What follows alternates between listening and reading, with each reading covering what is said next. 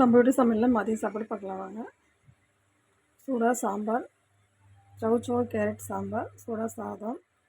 இது வாழைக்காய் வறுவல் தாங்க, ரொம்ப நல்லாயிருக்கும். வாழைக்காய் ஒரு முறை இந்த மாதிரி செஞ்சு பாருங்கள், ரொம்ப நல்லாயிருக்கும். வாழைக்காய் சின்ன சின்னதாக கட் பண்ணி தண்ணியில் சேர்த்துக்கலாம், அலசிட்டு ஒரு தட்டுக்கு மாற்றிக்கலாம்.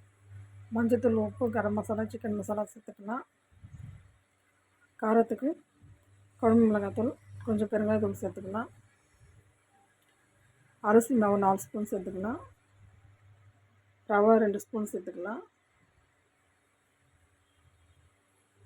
சோயா சாஸ் 2 ஸ்பூன் சேர்த்துக்கலாம்.